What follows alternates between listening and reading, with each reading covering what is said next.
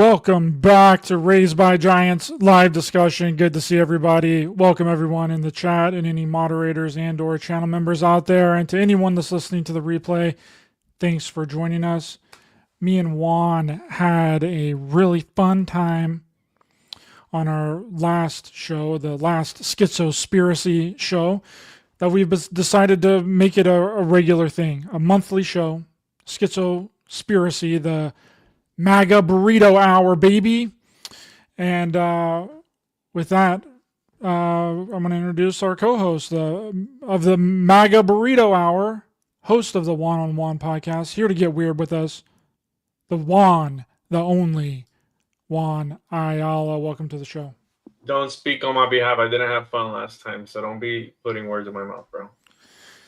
Dude, it was a great time, bro. I loved it. We smashed all of the alien conspiracy stuff, and we're going to be talking about something else here today, but I wanted to get into a little bit of news. Do you have any conspiracy news to share with us? What's going on in the world, bro? I don't. Do you have any conspiracy news, bro? I know we're doing a conspiracy news segment. Yeah, well, this Aaron Goodwin thing that I sent you, somehow I sent it to you, and I was like, maybe he'll be interested in this. But wife of Ghost Adventure star Aaron Goodwin accused of hiring a hitman to kill him. Veronica Goodwin was arrested last week on charges of solicitation to commit murder and conspiracy murder, jail records show, which I thought was super interesting. The wife of Ghost Adventure star Aaron Goodwin arrested last week on allegations that she was plotting to have him assassinated, according to a police report. Assassinations seem to be back in action, Juan. He was about to be on the show for real, bro. Yeah, I think he was on I think he was on set filming for Ghost Adventures when this was supposed to happen, but I guess that she was trying to hire somebody from prison, like a hitman from prison that was going to orchestrate the entire thing to take him out. But he's getting a divorce from her now, so I think I that's would hope warranted. so. Shit, I would hope so. After that, bro, what if you found out your boyfriend or your lady friend? I don't know what you're into, Ryder, but whatever you're into, what if you found out that there was a plot against you, dude? I mean, I would. I'll keep her as far away from me as possible. That's crazy, man. Is it because of the caller, bro? Is it? I don't know. Another thing is we also have apparently SpaceX is taking the shuttle to retrieve the ISS stranded NASA astronauts back to Earth here in a few days. I guess it's already there. And yeah, it's already there. They showed everyone's freaking out because of the video that they showed that looks super, super fake. Like as it's coming up to the ISS. I did see one thing, right? Speaking of stranded people, and there's movies and things based upon this exact premise of people who get stranded on another planet or whatever it is. I did see an article about an Antarctica crew that was stranded, and one of the dudes went postal. He was talking about wanting to kill everybody there. Did you see that one? No, I didn't. When was this?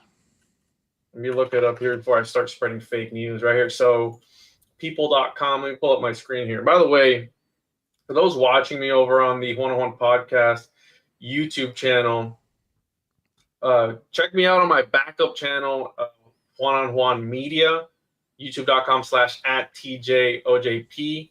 Because I have been streaming over on that end because this channel is permanently demonetized. So if you want to support the show, I'm just going to use this for every now and again, whatever. Go follow over there or subscribe to the Patreon or whatever it is to help the show out because I got hit, bro. We got hit and it was a sad, sad day, but it lasted long enough. But yeah, apparently from what I've heard, I've already tried to appeal 4 or 5 times every single time. No, and from what I'm understanding, it's a permanent demonetized. So it's not even I can apply again in a few months. No, they're because of that specific rule break, completely demonetized. So there's that. It's awesome news, dude.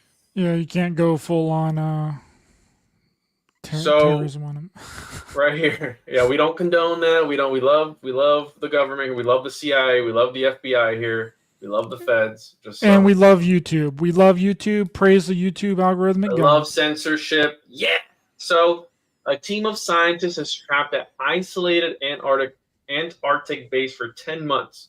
One of them just attacked and threatened others, report. So, there's a group currently stationed at a remote base in the continent in freezing temperatures. And this is published today at 8:22.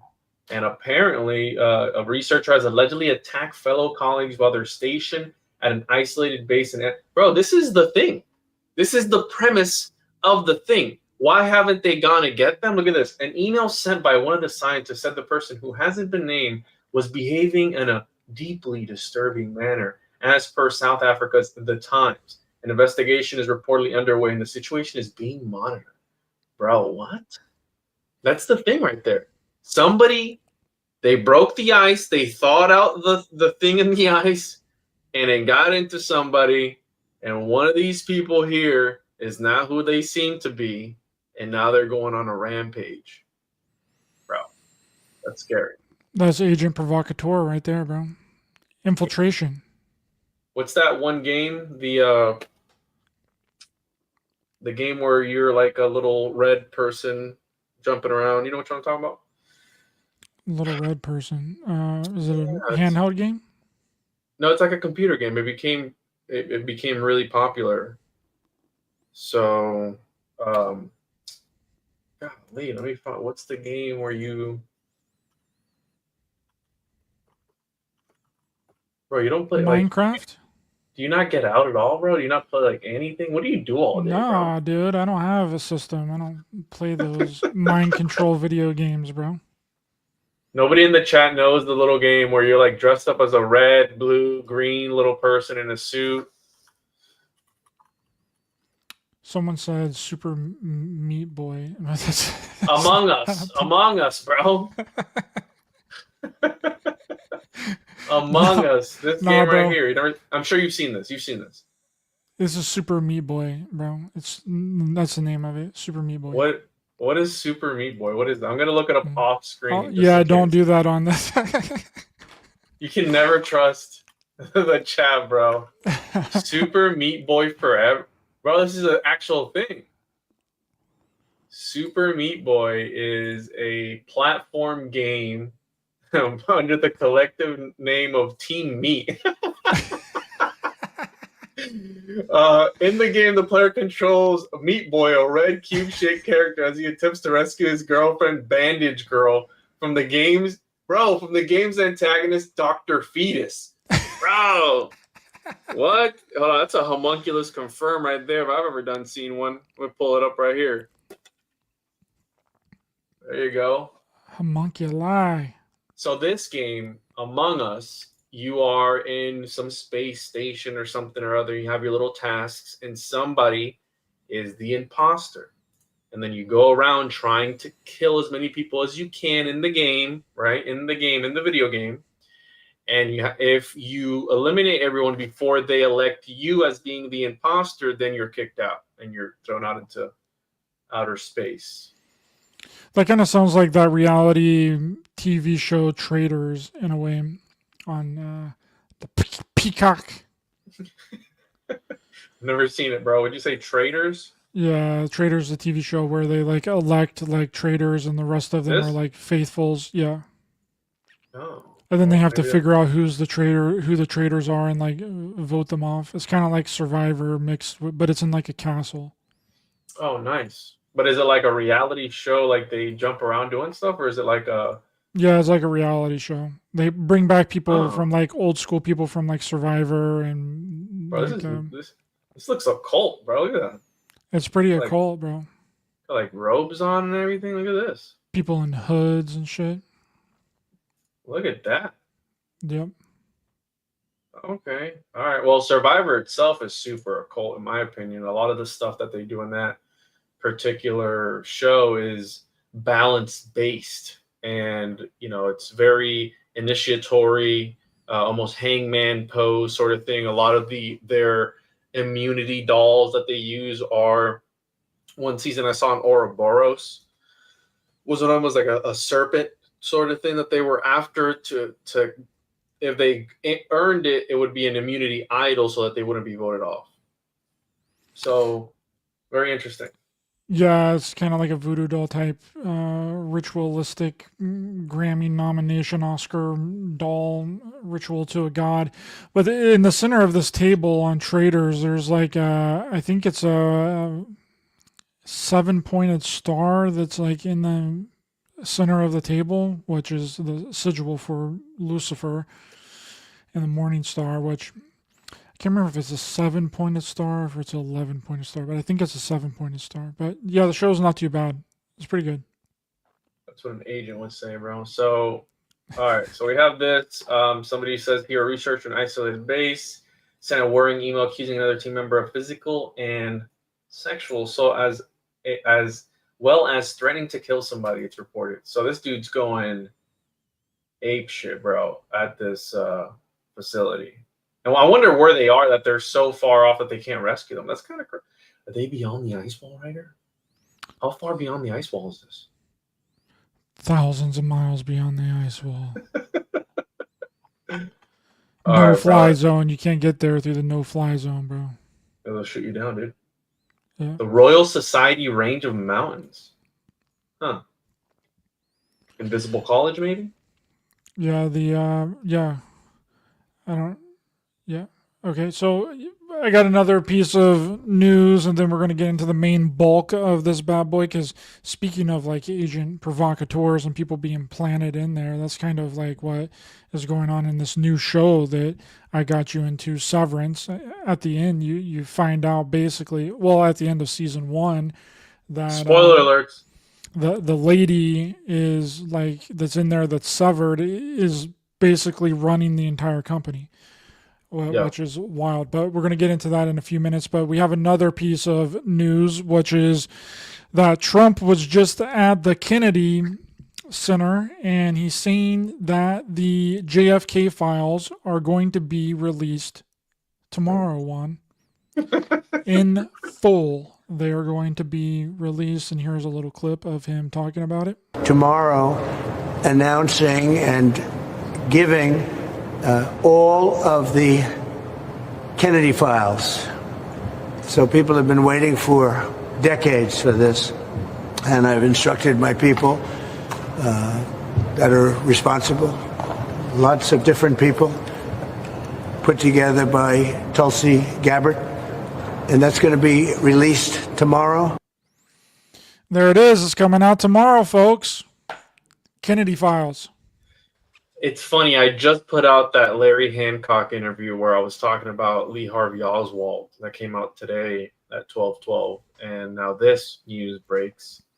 Am I fed now, dude? Is that how that works? Like, I had insider information because we were talking about, like, hey, when will the files be put out?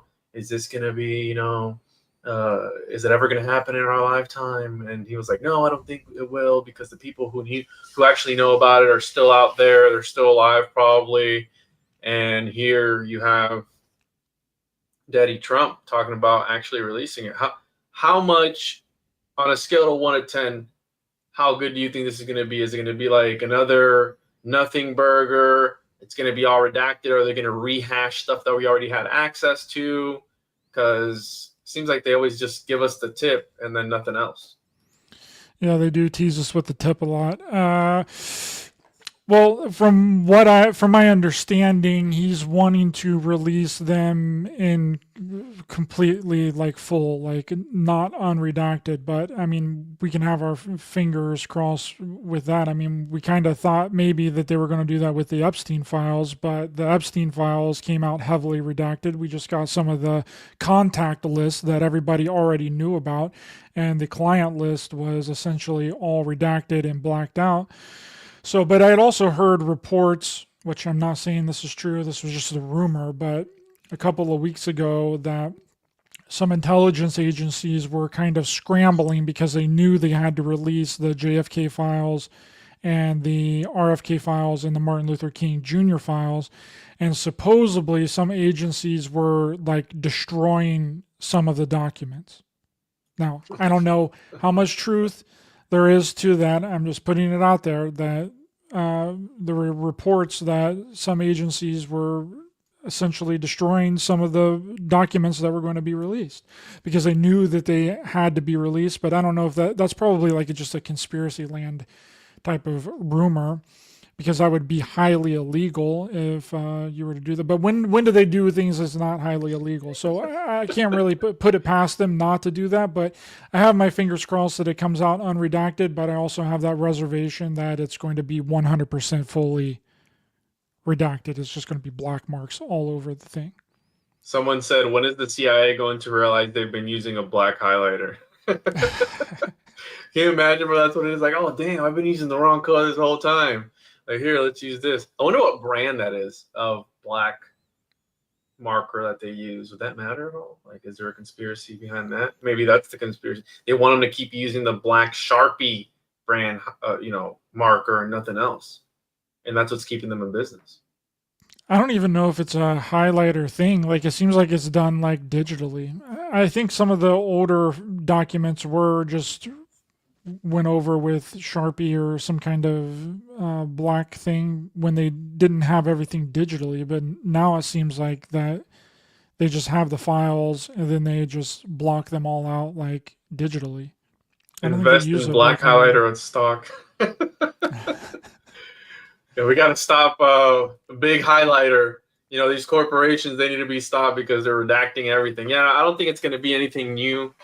I think that how Larry Hancock, who's done a lot more research into this than I, it's not the fact that whatever's in the files is going to shock us, because I think that we've all been primed, ready for that. We know that something shady happened. I think it's the fact that it's going to, if anything, obliterate any trust, if any at all, that people have in these certain organizations, which I can trust them as far as I can throw them, and that's not very far, so I don't trust them very much already. And the fact that they would admit to something like 100% at the end of the day would just completely obliterate the need for them whatsoever, because whatever they come out with, people are just not going to trust. Not that they do now, though. I mean, really, if the government comes out and says something, let me rephrase, I love the government, but you get what I'm saying. Like, if they were to come out and say something, you usually do the opposite of what they say. Not everyone, because we know what happened, and people were following the seance or the science, right? And people were doing that thing. But look at all the stuff that's come out about that, bro, at the end of the day. And that was a conspiracy a while back. So when it comes to conspiracies and stuff like that, there are some things that are proven, but a lot of the stuff that we're still even talking about, like, why does JFK even matter? How many years later, bro? How many years has it been since the over 60 now? I think 61 or 60 62 years, bro. That's why we're still talking about this till this day. Yep. Yeah, that's so. I think that there comes a point in time where things tend to not matter, but the 2020 stuff is really interesting that is coming out like super quick. It seems like after there's some kind of an event, we're getting closer and closer to essentially exposing that event closer to after when it happened. Like with 9/11, it was like around 2008, and then in like 2020, it was like immediately, like people were immediately on it. And this one has been the longest running one, which is the JFK assassination. I mean, people have been theorizing about this thing, and I don't know, maybe I wake up tomorrow, dude, and I'm 100% famous, dude. Maybe everything in that in the documents is what JFKX, my first documentary, is all about, and people just throw me millions of dollars, bro. Me and Jay Widener, we're about to be famous, dude. So I haven't watched that one of your documentaries, but does it say that he achieved enlightenment and his head blew up? Like, is that what that one says? Yeah, he activated his Kundalini energy. Too hard. Yeah, just gripping real tight, bro. Pushing too hard. And I think that's what happened, bro. I think his head blew up. I don't think anyone shot him. I'll say that much. I think his head just did that. That's how crazy. That's how enlightened that dude was. Just boom. It's pretty close to the theory. But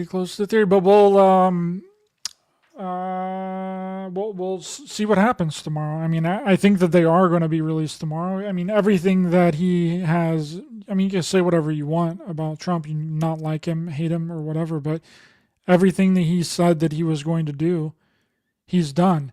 Regardless if you like it or not, he said that he was going to release the files. He released the files. Yeah. You know, No, I there mean, hasn't been anything that he, so far, I mean, it's taken a little bit of time, but that's how it is when you're in new administration. But everything that he said that he's going to do, he's done. I don't remember one other president in my lifetime that has campaigned on something and made all these promises and actually followed through on any of those promises. yeah.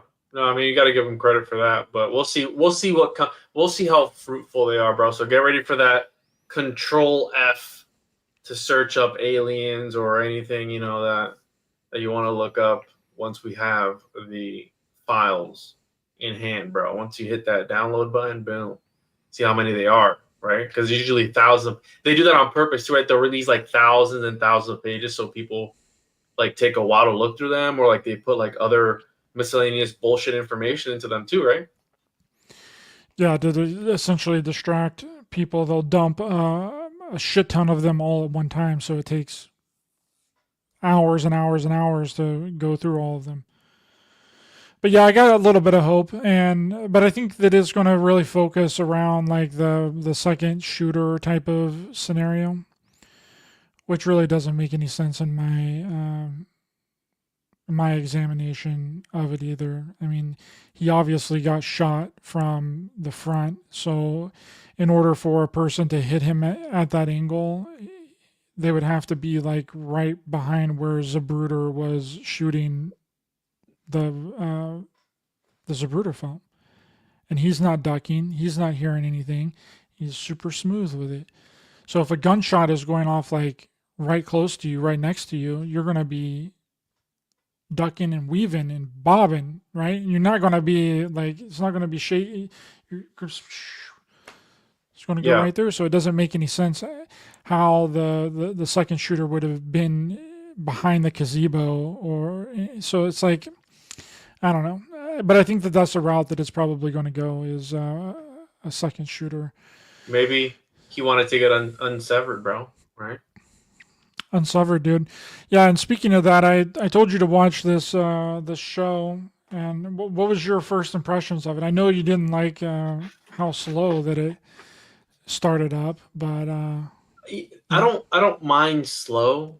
I really don't. So the way I would describe this show, right? So for those tuning in, we are going to be talking about Severance, which is a Apple TV show directed, produced and primarily directed by Ben Stiller, which I found bizarre, right? Because this is not a guy that you kind of think about producing this type of show. Now, the way I can describe it is like The Office meets MK Ultra. That's like that. You know, it's a cross mix between that. That's what I think it is, right?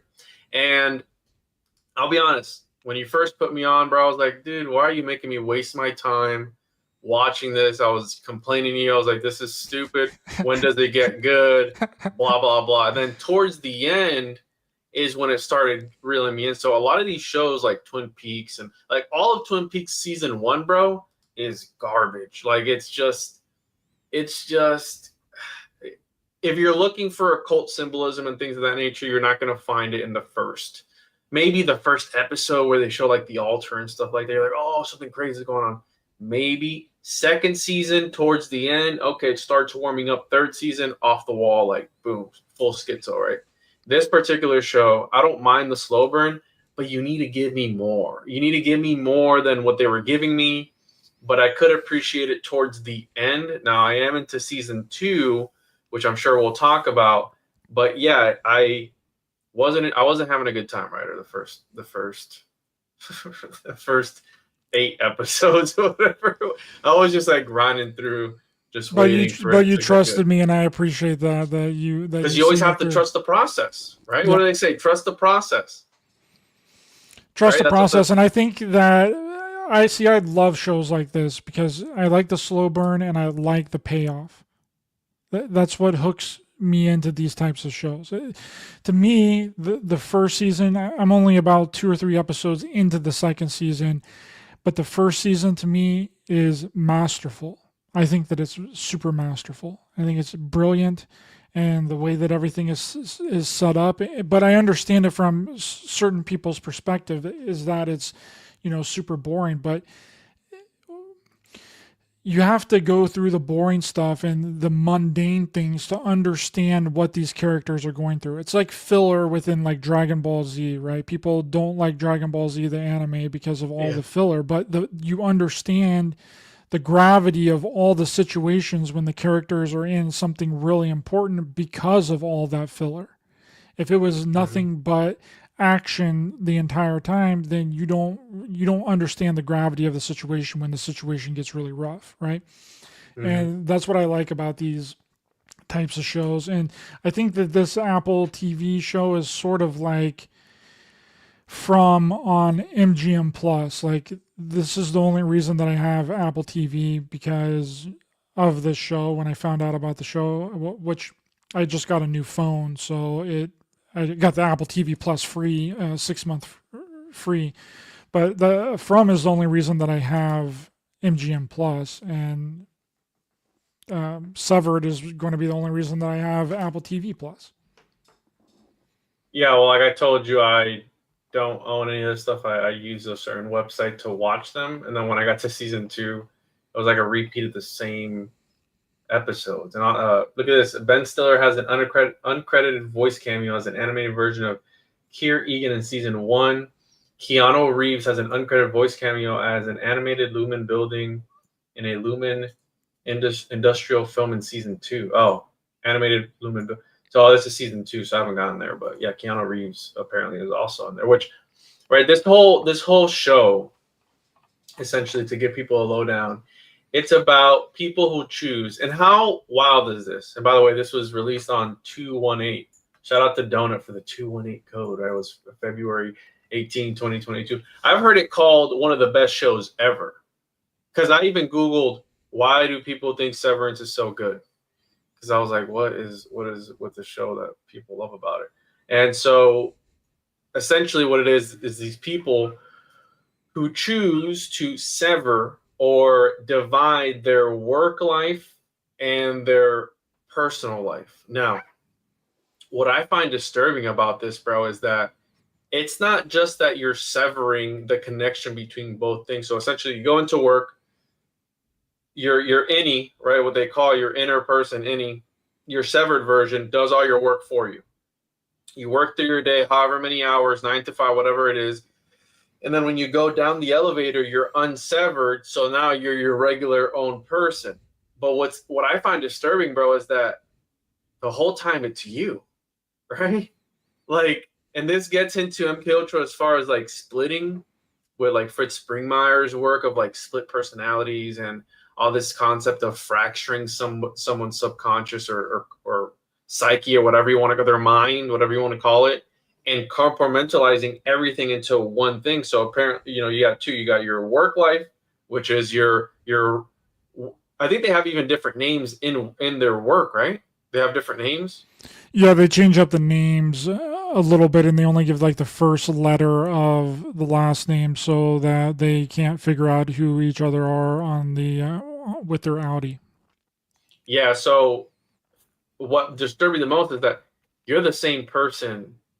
Your body, your biological vessel is still the same inside of work. So essentially, you'd be shutting your brain off or your memories, at least, of those events for however long you're at work. And then when you go home, you clock out and then you go back to just living your life. But it seems like it's very depressing. And then the plot thickens when there are adverse side effects of this particular, I guess, procedure, if you will, where they put this chip essentially in the person's brain. It goes all the way almost to the front. They show how they do this, and it like opens up. And I mean, the problem with this show as well that I had, you don't get enough information. So we're still figuring stuff out. Like you and I, Ryder, are still figuring stuff out as we go with this particular show. There's still a lot of things we haven't been told that you kind of start piecing together. And there's like a back and forth because then the present starts to merge with the two sides start to merge with one another. So you don't know when the person is an innie or an outie, or when they start to blend both realities together, like with what happened with Pete, because he was like seeing both realities overlaid over one another. And dude, that's scary, bro. Yeah, I don't think they put enough emphasis on Pete. They got rid of him pretty quickly. But I think that the mystery aspect of this is the craziest part, because it's essentially an MK Ultra type of like program that's going on here. Like they're severing them, they're splitting their psyche into two separate people, and whenever they're at work, they're one person. Whenever they're outside and they're at their home, they're a completely different person. And my first question for the entire series is, because they explained that in this building, Lumen is the name of the building. It's this company that they work at where they have the severed employees, that the people on the top levels of Lumen are not severed. Mm-hmm. But the people at the bottom where they're working are severed. And it seems like that they're not doing really anything important. Okay. When they're there in the office, there's just 4 of them.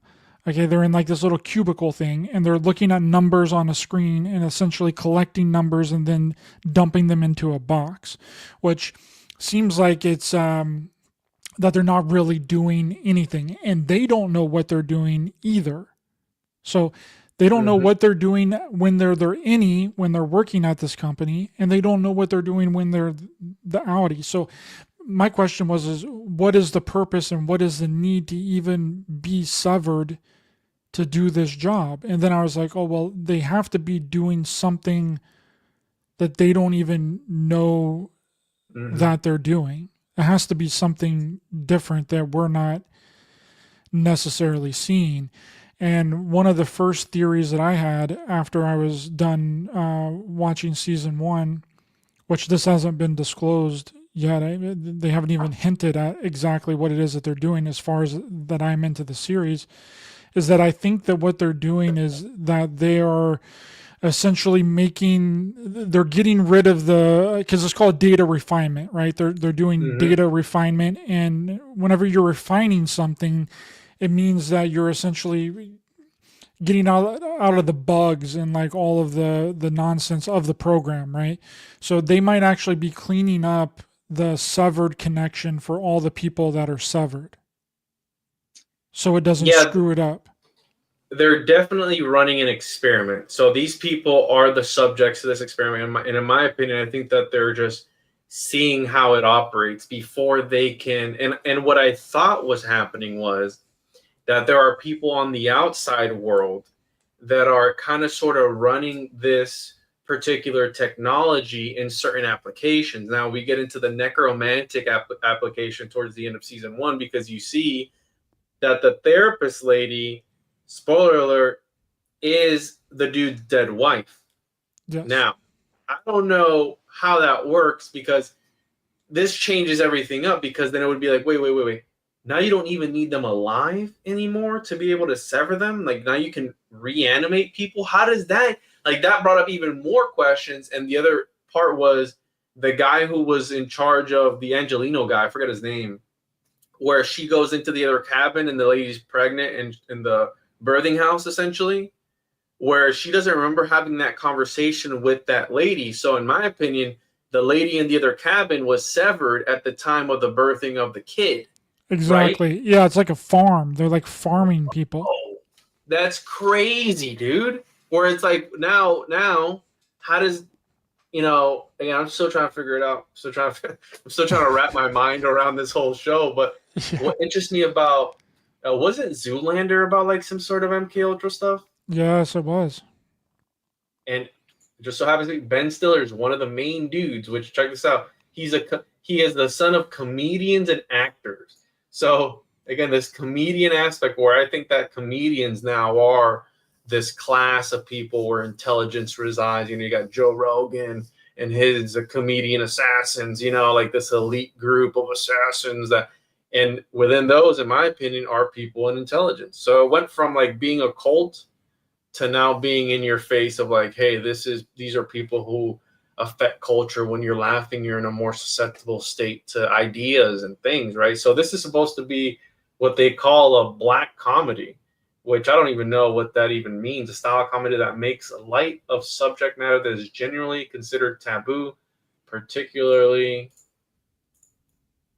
subjects, particularly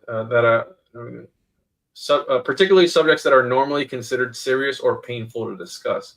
So the way that they paint this, it's like talking about the workplace environment in corporate America, which, by the way, a corporation actually means an artificial entity created by a group of people. Okay, that's what corporation means. Corpse. And corporate America, in my opinion, is kind of plasticky, right? Like you go in, you kind of do your thing. I've never been a part of corporate America, but I've rubbed shoulders with people who are. My wife is in the whole corporate, and everyone seems so fake and not gay, but well, probably gay too, but just like, like plasticky, like fake, Well, And that's how the what beginning of the show. That's one of the first things that I noticed with Mark S. He's like the star of the show, which he was also I think he was in Step Brothers. He was one of the brothers of the people in Step Brothers that are. Was he really? I'm pretty sure that's him. Whenever the one guy is upstairs in the thing and he's looking at the porno mags, and then he goes up and look at these super ripped abs or whatever, and then the guy's like, "Oh, it's like masturbating in a time machine." But what I noticed was in the very beginning of the first episode. He was Adam Scott. Yeah, that's him. So in the first episode, they seemed really robotic, like in their movements. Like Adam Scott, he walked with his arms like out, like he's like a robot, dude. And I'm like, what is? And I was like, oh, well, are these people robots? Or are these people clones? And I think that there is some kind of cloning aspect to this as well, because if you remember, whenever was it him and Helly R that walked into was it the sheep or the goat room? The goats. The goats. Yeah, the goat room. Weird ass goats. Yeah, which I thought was weird. Also, Will Ferrell. I could have swore somebody told me he was on the list, the Epstein list, which I'm trying to. Oh, I mean, again, this part here, but can you confirm that? Do you know if he was on the list or not? I think that he was reported to. He was he might have been on the contact list. I know Jim Carrey's on it. A few other people.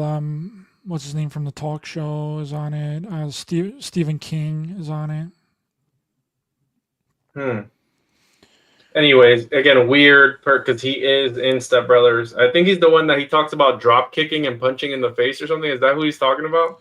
Yeah, that's the one. And then they're the ones that are singing the "Sweet Child of Mine" in the car, and then he freaks out on his wife for screwing up the not being on key.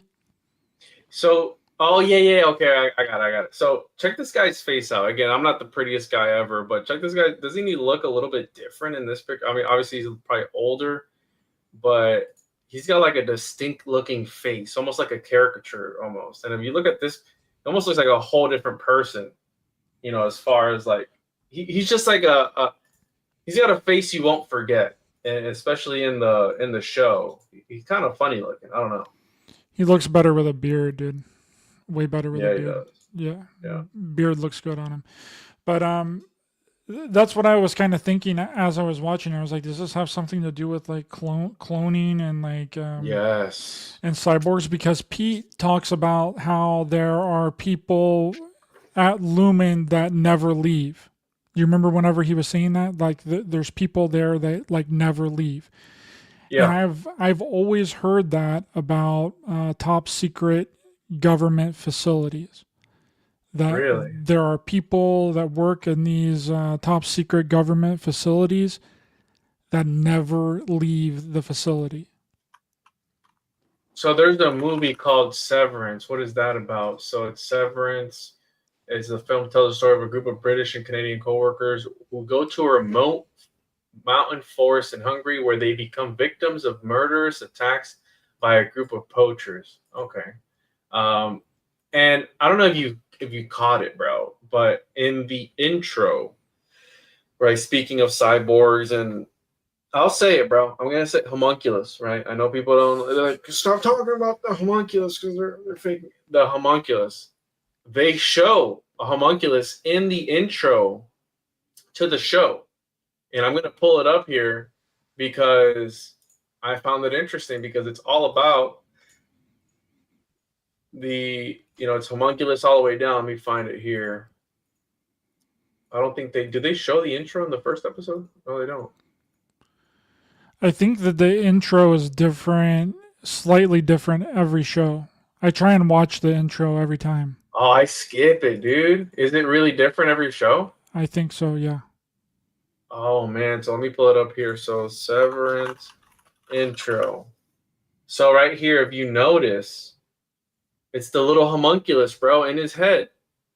Who made these amazing title cards? So it's like it's got some really weird imagery as far as, it's obviously showing the different sides, the Severance side. But one of the things that stood out to me was the little look at the poster, dude. Yeah. And one of the ideas is, who is watching your reality right now? And one of the ideas was, there's a miniature version of yourself inside of your head watching out. But then who's in this guy's head? Is there another little person in so it's homunculus all the way down ad infinitum, and obviously that doesn't make sense. But point being that they did show this, and as soon as I saw it, I was like, I don't want to say it, but it's kind of going. It's kind of going there a little bit. Like they show these like little miniature people working with their little homunculus in their head. It's again homunculus all the way down. The show shows that, and it shows then the instrument that they use, right, to like, I think it sucks them all in or puts them all out. But look at this. What does that look like? Don't be showing that, bro. Oh, man. Don't be showing that, dude. Point being that it's in the show, okay? It's a part of the show. It's on Apple TV Plus. It's getting into that realm of like, wait a minute, what were the goats for? What the hell why was there goats? What's the symbology behind the goats? Is that sort of hinting at like MK Ultra sort of thing? Like Men Who Stare at Goats? Wasn't that part of MK Ultra? That was Stargate. That was more like remote viewing and psychic powers. But I thought that it was interesting how, because whenever they get in trouble at Lumen, they're essentially taken to this area that's called the break room. And what people think of as like the break room at like a standard job is a place that you can relax, have a little lunch, a little, take your break, right? Well, this break room is different. This break room is essentially like a reprogramming room. Yeah. Where they make you repeat the same phrase over and over and over again. And when Heliar went in there, I think they said that she was in there for like 2 days or like 3 days or something like that. So a really extended amount of time. And essentially repeating the same phrase over and over again is psychic driving. That's what Ewan Cameron was doing in Canada. Once they've, split the psyche in half, they've separated the two consciousness, they've traumatized them, then they program them with repeating something over and over and over again. That's what psychic driving is. We talk about it in A Clockwork Shining, me and Jay Widener's second documentary, and that's essentially how it's done. So they're taking them into the break room, which is breaking down their consciousness, breaking down their psyche, and then they're reprogramming. I don't know. I'm on a podcast. Ma, the meatloaf. But that's essentially what it is that's what the break room is breaking down your psyche and then reprogramming your psyche through psychic driving. So this is interesting here. Media that influenced Severance include The Backrooms Urban Legend, the 2013 video game, The Stanley Parable, which I don't know what that is, Rand Davey, the game relationship between Grant. Let's read this. Films including Office Space, The Truman Show, Being John Malkovich, he also has a little guy in his head, doesn't he? I don't think I've seen that movie, actually. Yeah, I think he has a little person inside his head, too. And older influences include Existential Hell in 1944, No Exit, Totalitarian Dystopia, George Orwell, right? Aesthetically, the series was influenced by.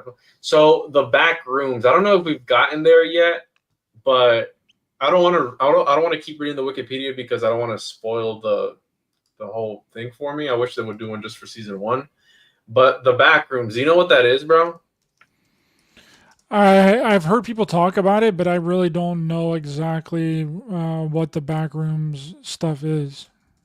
So again, I don't know if we're there yet on season 1, but the back rooms is essentially being able to kind of sort of clip out of reality, like how you clip out of a video game. And there have been these. I don't know if you ever saw the.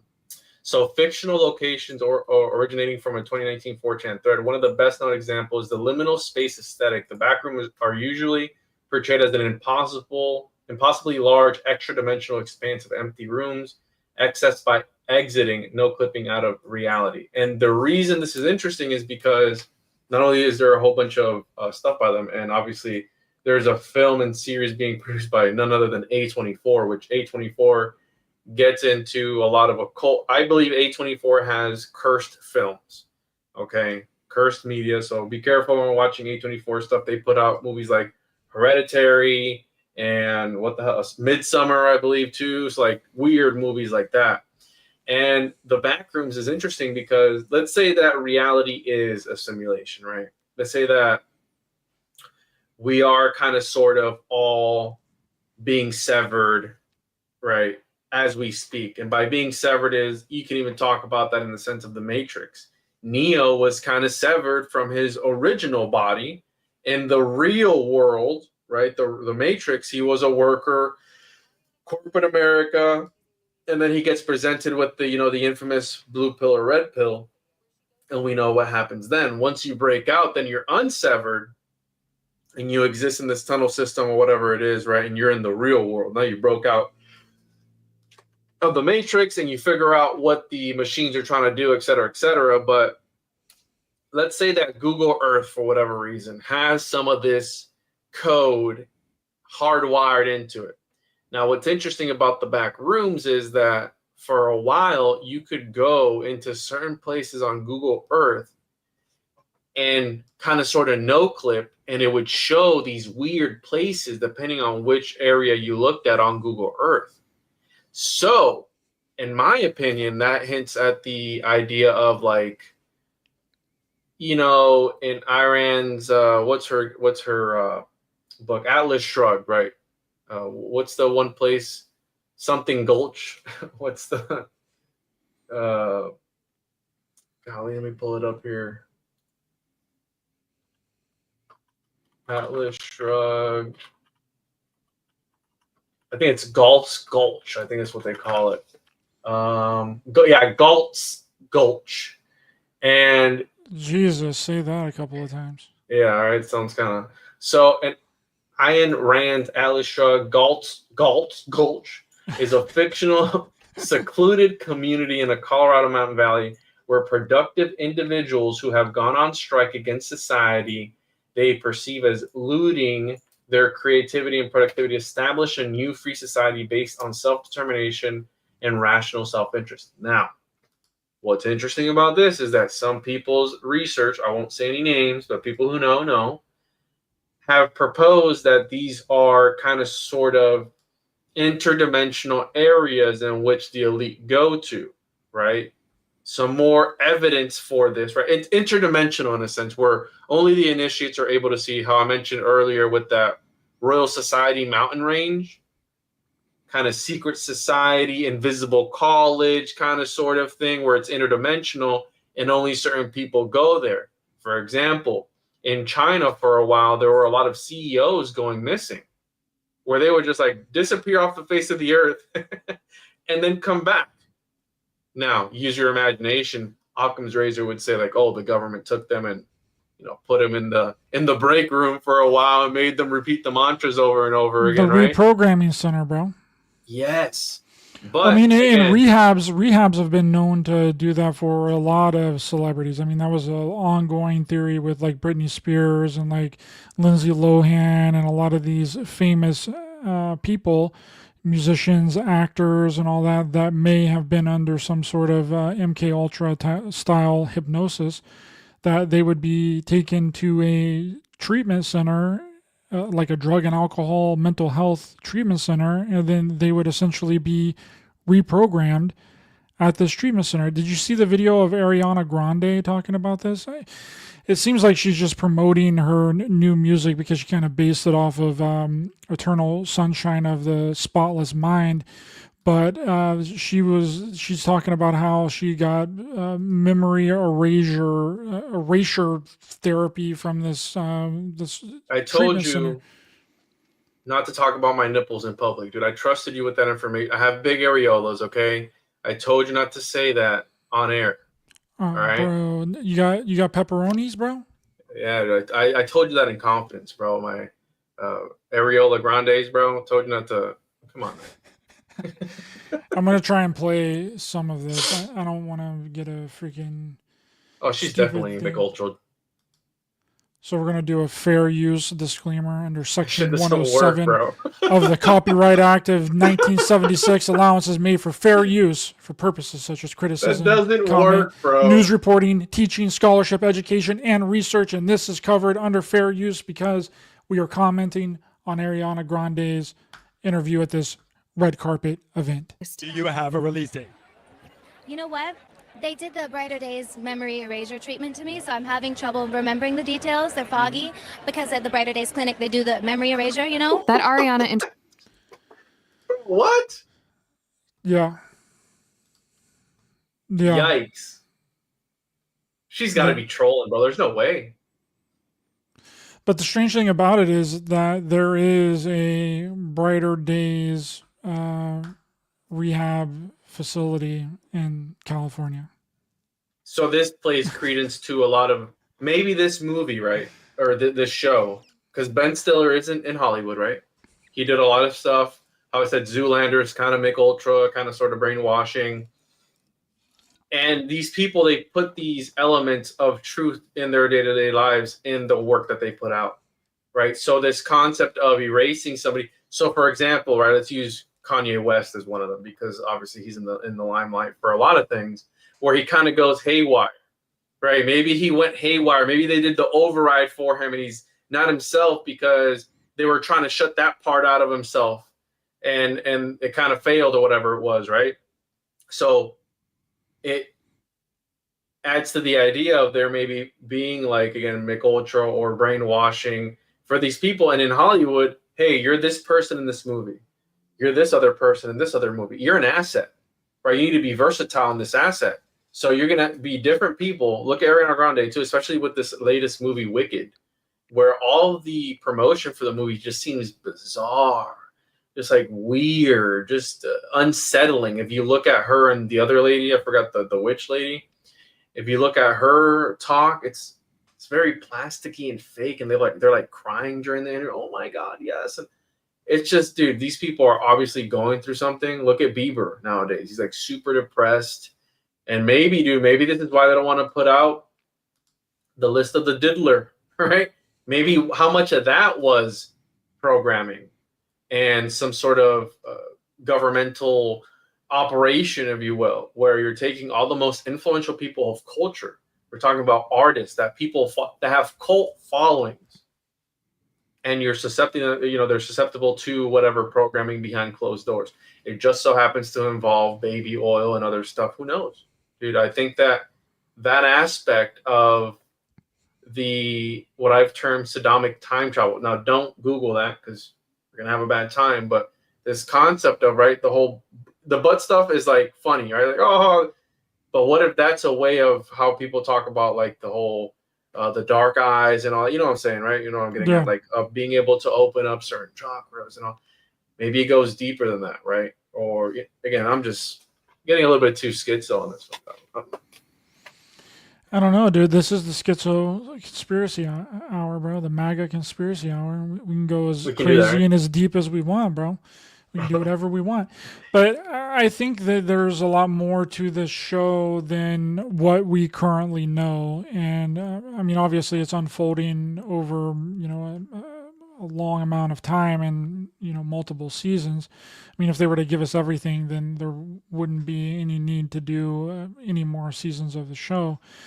So I think that they're doing something more than what they think that they're actually doing. I mean, and I think that the numbers thing that they're doing on the computer has something to do with keeping people severed, so that like the technology that they're using, the implant, the brain implant in the show, is you have to refine it in order for it to continuously like work properly.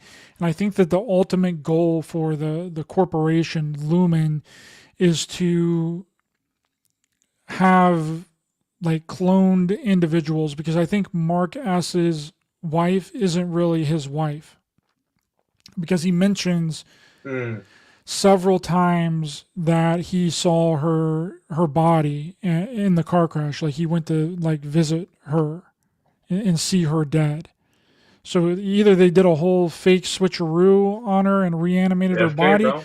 or they took some of her DNA and then created this this cloned version of her, and it's not even really her that's at Lumen, and that makes sense with the goats. And there's definitely some kind of cloning aspect to it. And they want people there that can never leave, that are constantly working, so that they don't have to deal with the severed component of it. So they're trying to work this whole thing out right now with the severed people in order to just have people there 24/7 all the time, make it like an on campus, but they can do whatever they want with these people. They can have them in under any kind of conditions because they're not people. That's right. Yeah, no, definitely. And like I said, it's going there. I don't know if it will go there now getting into season 2, but I want to pull up my screen real quick because this is interesting. The building that it's at. This is in New Jersey. Check this out, bro. The Bell's Lab Hamdel Complex is where the show takes place. This is Lumen Industries, though, the headquarters. Check this out. It's this modernist building dubbed the biggest mirror ever by architectural form due to its mirror box exterior was the site of a Nobel Prize discovery, the laser cooling work of Stephen Chu. I don't even know what this guy is on. What does he talk? Laser cooling. What is even that? But point being, right, this the centerpiece of the campus served as home for over 6,000 engineers and researchers. So what a better place, right? It functioned for 44 years as a research and development facility for Bell Systems. Whoever these people, who are they? AT&T? What is this? Right? So what a better place where the story is, again, kind of sort of mirroring, right, called the biggest mirror ever. Mirrors are what? They're also portals to other places. And the show, they mirror both of their realities, kind of sort of. You have the workplace, you have the personal life. What a better place to do it than here? So again, the show kind of showing that it's like a research facility for this Severance technology.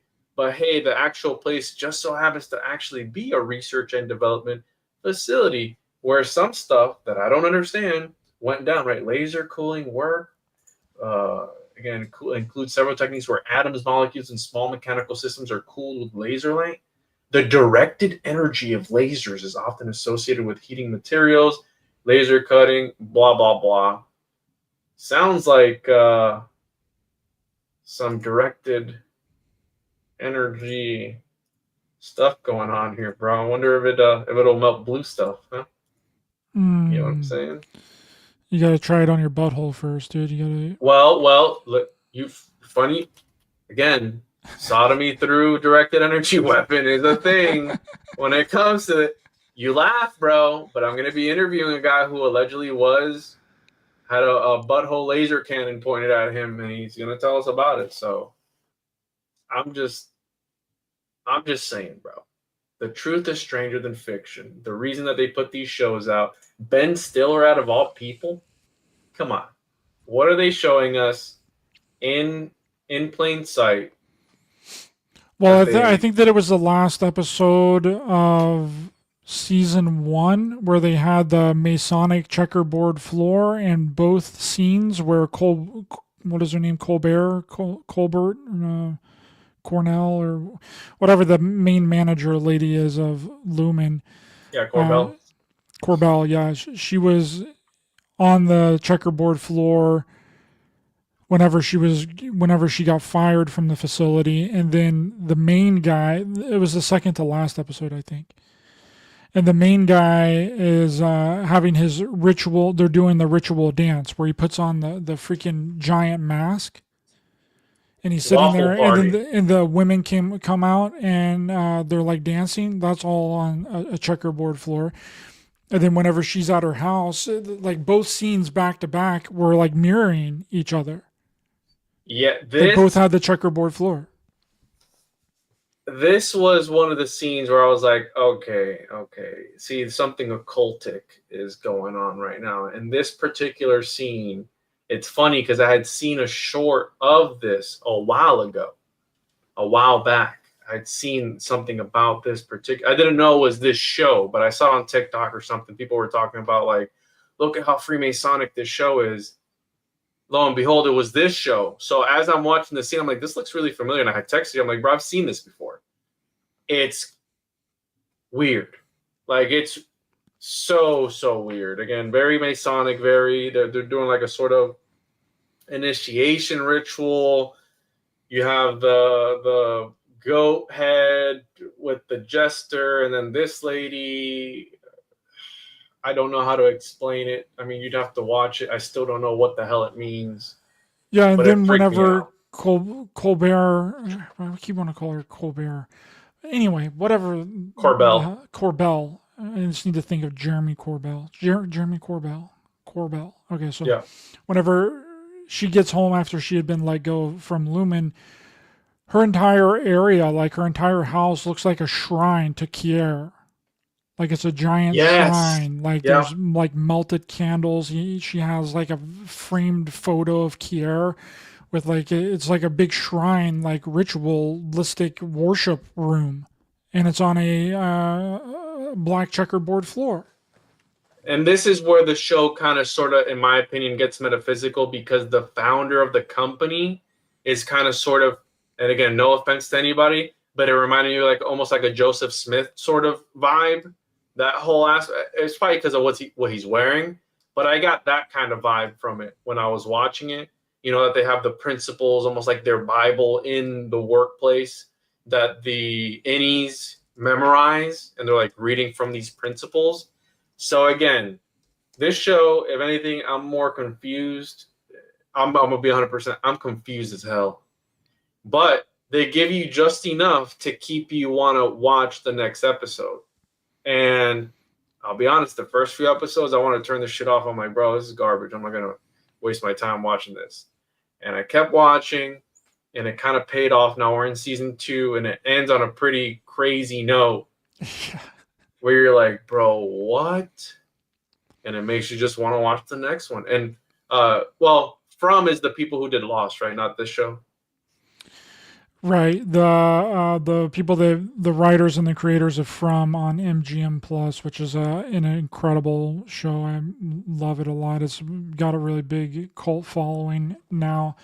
But the writers and producers of From were the writers and producers of Lost. So From is essentially a mix between, I've been calling it Lost meets 30 Days of Night.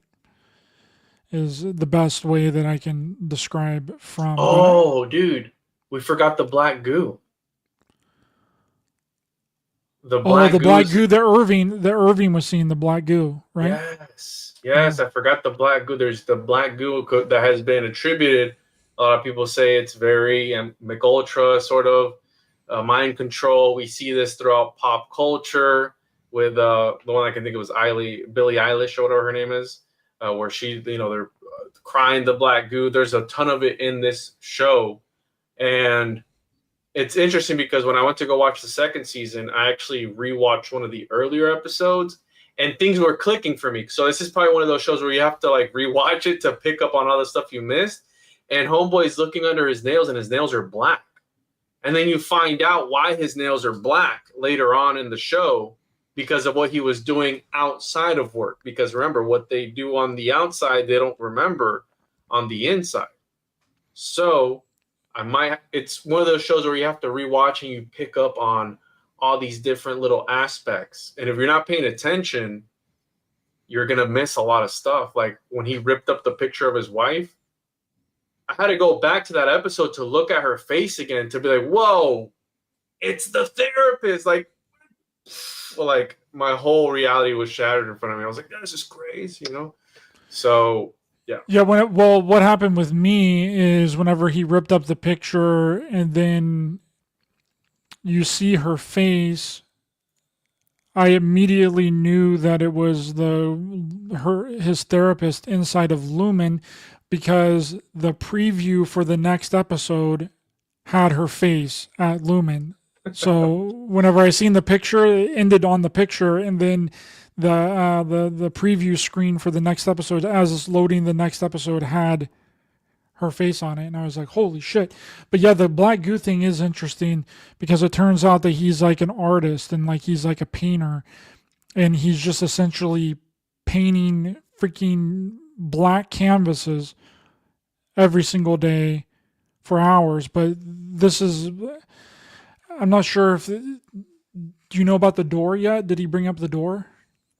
No, I don't know about the door yet, bro. Oh, But when okay. he keeps painting over and over. But I wanna watch this TikTok on the waffle party exposed, but it keeps. Here, let's watch this video real quick. So she explains the waffle party, but unshare my screen and let me bring up the audio. Yeah, let me stop my screen to see what she caught on, because literally I just finished watching this like yesterday.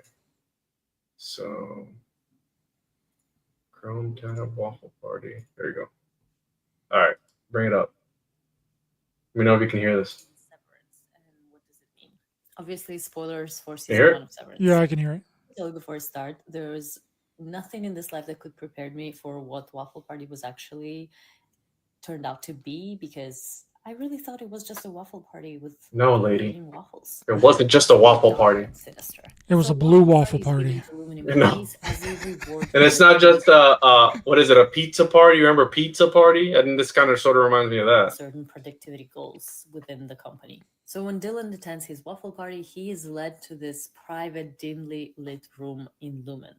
The event begins with him actually eating waffles, but then it turns into this ritualistic and theatrical surrealistic experience.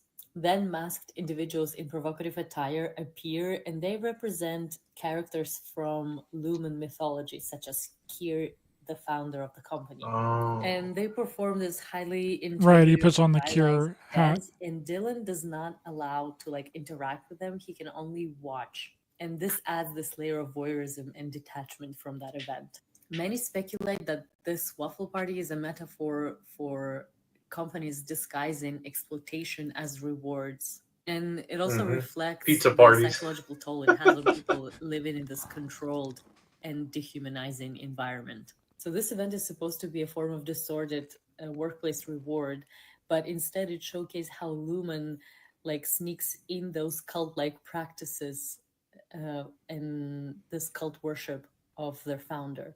They blend mundane corporate incentives with deeply unsettling rituals. It just Yes. reflects the company's power to control not only the workplace environment, but also those intimate and private moments. And the voyeuristic nature of this waffle party puts Dylan in such a passive, objectifying role. So he's just treated as a tool rather than individual. I cannot wait to find out more about Lumen.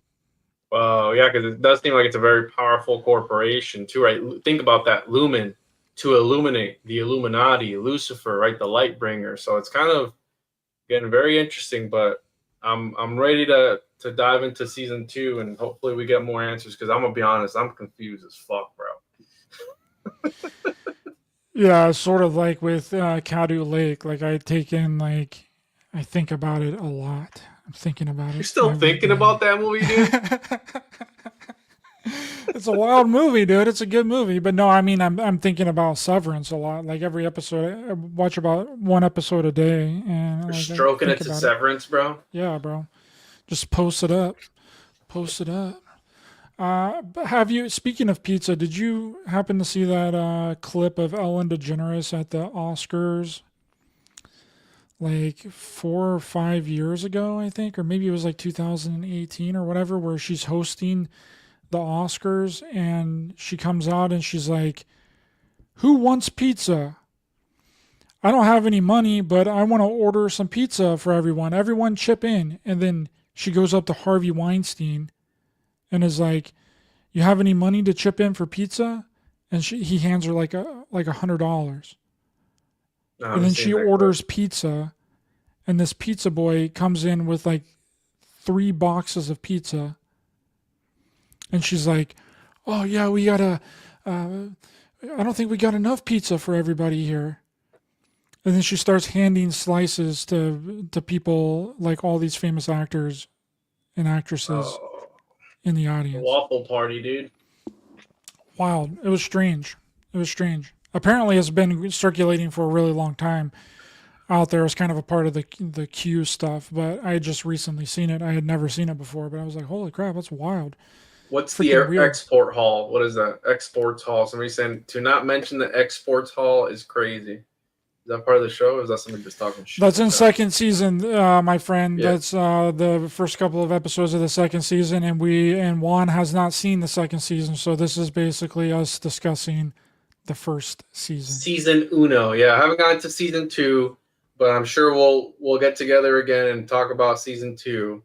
But yeah, I just finished season 1. Okay, so don't yell at me, because we'll talk about the export halls first on the next episode. Yeah, it's essentially what Irving is drawing. Is the Which is like the black door. hole. Yeah, that they walk through, that the therapist, when she gets fired, walks through. Yeah, I know that. Yep. I know it's a pivotal. It's a very important thing in the story. I just don't know what the hell it is.